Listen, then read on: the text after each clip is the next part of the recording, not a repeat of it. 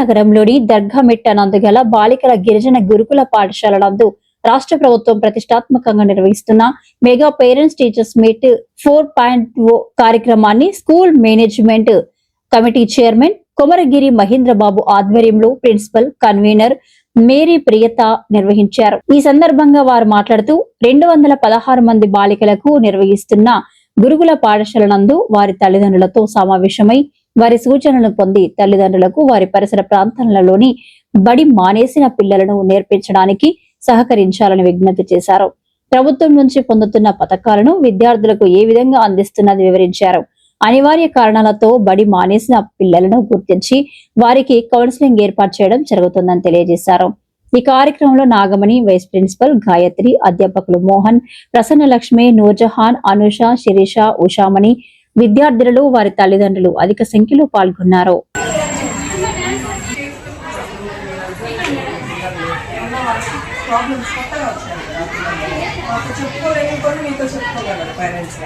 అడిగి కనుక్కోండి, ఏమన్నా ఉంటే మాకు తీసుకురండి, మా దృష్టికి తీసుకురండి.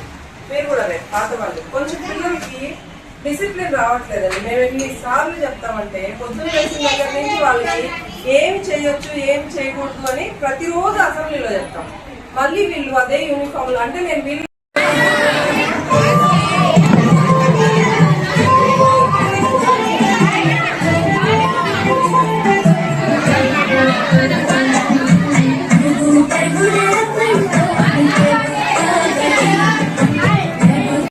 బ్రదర్ జై కుమార్ సీనియర్ జర్నలిస్ట్ అని పెట్టుకోండి.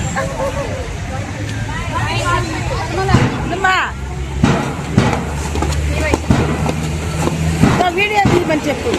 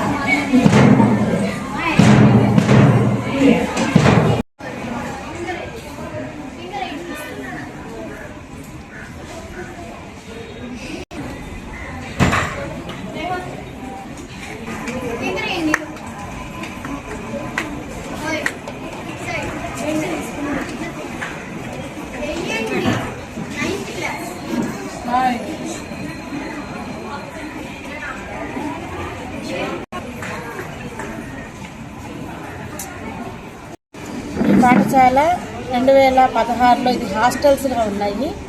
హాస్టల్స్ని 2016లో చంద్రబాబు నాయుడు మన గౌరవనీయులైనటువంటి సీఎం గారు చంద్రబాబు నాయుడు గారు మనకు ఈ యొక్క హెచ్సిఆర్గా కన్వర్ట్ చేయడం జరిగింది, రెసిడెన్షియల్ స్కూల్స్గా. అప్పటి నుంచి అనేక మంది ఎస్టీ విద్యార్థులకు, పేద విద్యార్థులకి ఇవి ఆసరాగా ఉన్నాయి. కార్పొరేట్ చదువుల్లో ఫీజులు చెల్లించలేనటువంటి పిల్లలందరికీ కూడా ఇక్కడ ఇంగ్లీష్ మీడియంలో విద్యాబోధన, చక్కటి విద్యాబోధనని అందించడం జరుగుతుంది. అలాగే గవర్నమెంట్ స్కూల్లో ఇచ్చేటటువంటి అన్ని తల్లికి వందనము, SRKV kits, IFP panels, digital education ఇవన్నీ కూడా మనం విద్యార్థులకి అందిస్తున్నాము. అంతేకాకుండా గురుకులము, వైట్ యూనిఫాము, ఆ తర్వాత వాళ్ళకి bedsheets, carpets, towels, plates, glass ఇవన్నీ ఇస్తున్నారు పేద విద్యార్థులకి. అంతేకాకుండా వాళ్ళకి ప్రతి డైలీ అవసరమైనటువంటి నిత్యావసరాలైనటువంటి కాస్మెటిక్స్, సోపులు, వంటి సోపులు, అలాగే బట్టల సోపులు, వాళ్ళ షాంపూలు అన్నీ కూడా ప్రొవైడ్ చేయడం జరుగుతుంది.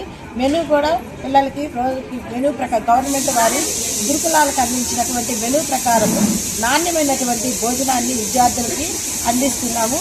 అయితే ప్రభుత్వం వారు ఈ మెగా పేరెంట్ టీచర్స్ మీటింగ్ పెట్టి విద్యార్థులని అలాగే పేరెంట్స్ని బడికి దగ్గరగా తీసుకొచ్చి విద్యార్థుల యొక్క వాళ్ళ యొక్క ఉన్నతమైనటువంటి స్థితికి రావడానికి, వాళ్ళ బిడ్డల బాగోగుల్ని తెలుసుకోవడానికి ఇది ఎంతో ఈ మెగా పేరెంట్స్ టీచర్స్ మీటింగ్ కృషి చేయడం జరుగుతుంది. దీని ద్వారా మాకున్నటువంటి 216 మంది విద్యార్థులు ఈ పాఠశాలలో విద్యను అభ్యసించుతున్నారు. అయితే ఈరోజు ఆ యొక్క పేరెంట్స్ని అందరినీ కూడా మేము ఇన్వైట్ చేయడం జరిగింది.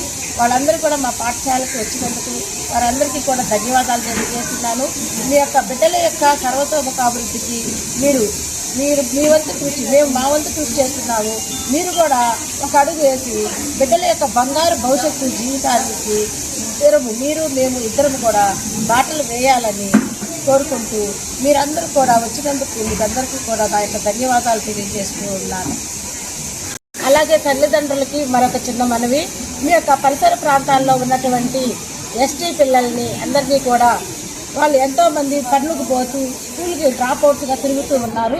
అటువంటి పిల్లలందరినీ మీరు బాధ్యత తీసుకొని మీరు కూడా, మేమే కాకుండా మీరు కూడా బాధ్యత తీసుకొని ఇట్లా రెసిడెన్షియల్ స్కూల్స్ ఉన్నాయమ్మా, మన పిల్లలకి అక్కడ అన్ని వసతులు ఉన్నాయి అని విద్యార్థులకు చెప్పి ఆ పిల్లల్ని ఇక్కడికి తీసుకొచ్చి మీ వంతు కృషి మీరు కూడా చేయాలని సవినీయంగా వేడుకుంటున్నాను. అలాగే విద్యార్థుల వైపు నుంచి ఏమున్నా కూడా మేము మా టీచర్లు డిఎస్సిలో వచ్చినటువంటి టీచర్స్, రెగ్యులర్ టీచర్స్ ఉన్నారు, వాళ్ళందరూ కూడా చక్కటి విద్యని విద్యార్థులకు అందిస్తున్నారు. మేము ఈ సంవత్సరం కూడా 10th క్లాస్లో 500కు పైగా 4 విద్యార్థులు స్కూల్కి 500 పైచలకు మార్కులు తేవడం జరిగింది. అలాగే మంచి ఉత్తీర్ణత 78% ఉత్తీర్ణత సాధించడం కూడా జరిగింది. పాత్రికేయులకి నా యొక్క నమస్కారములు. నా పేరు కొమరగిరి మహేంద్ర బాబు. నేను గిరిజన సంక్షేమ శాఖ గురుకుల పాఠశాల యాజమాన్య కమిటీ చైర్మన్గా పనిచేస్తున్నాను. ఈరోజు ప్రభుత్వం ఎంతో ప్రతిష్టాత్మకంగా నిర్మిస్తున్నటువంటి రాష్ట్రం మొత్తం కూడా మెగా పేరెంట్స్ డే అనే సమావేశం ద్వారా తల్లిదండ్రులను, ఇట పిల్లలను, ఇట పాఠశాల సిబ్బందిని, ఉపాధ్యాయులను అందరినీ కూడా ఈ మీటింగు ద్వారా అందరినీ ఒక వేదిక మీదకి చేర్చి స్కూల్ యొక్క, పాఠశాల యొక్క వస్తువులపై కానీ, విద్యార్థుల యొక్క సమస్యలపైన కానీ, వారి యొక్క విద్యాబుద్ధు విషయాలపైన కూడా ఏ విధంగా ఈ స్కూల్లో జరుగుతున్నటువంటి సమస్యలపైన కానీ, మౌలిక వసతులపైన కానీ చర్చించుకునే విధంగా అందరినీ కూడా ఒక వేదిక మీదకి తెచ్చి మెగా పేరెంట్స్ డే అనే పేరుతో ఈ ప్రభుత్వం చేస్తున్నటువంటి మంచి కార్యక్రమం ఇది. ఈ కార్యక్రమంలో మన విద్యార్థుల యొక్క తల్లిదండ్రులకు కూడా నాదొక చిన్న విజ్ఞప్తి. సమావేశంకి హాజరైనటువంటి తల్లిదండ్రులు ఈ సమావేశంలో ప్రభుత్వము ఆశించిన విధముగా మనకు సంబంధించినటువంటి ఈ స్కూల్ యొక్క మౌలిక వసతులపై కూడా మనము ఆరా తీసి, అదేవిధంగా విద్యాభివృద్ధి పట్ల మనము విచారణ చేసి వారి యొక్క విద్యాభివృద్ధిని ఏ విధంగా మనము డెవలప్ చేయాలా, వారి యొక్క మౌలిక వసతులను ఏ విధంగా కల్పించాలా, అదేవిధంగా ఈ స్కూల్ సమస్యలు ఏమిటి అని తెలుసుకొని పరిష్కరించుకునే విధంగా ఈ సమావేశము ప్రభుత్వం ఏర్పాటు చేయడం జరిగింది.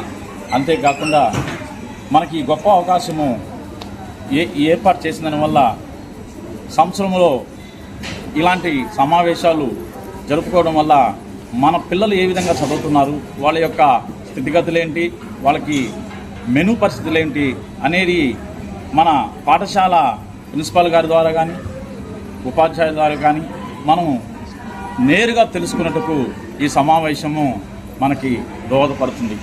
అంతేకాకుండా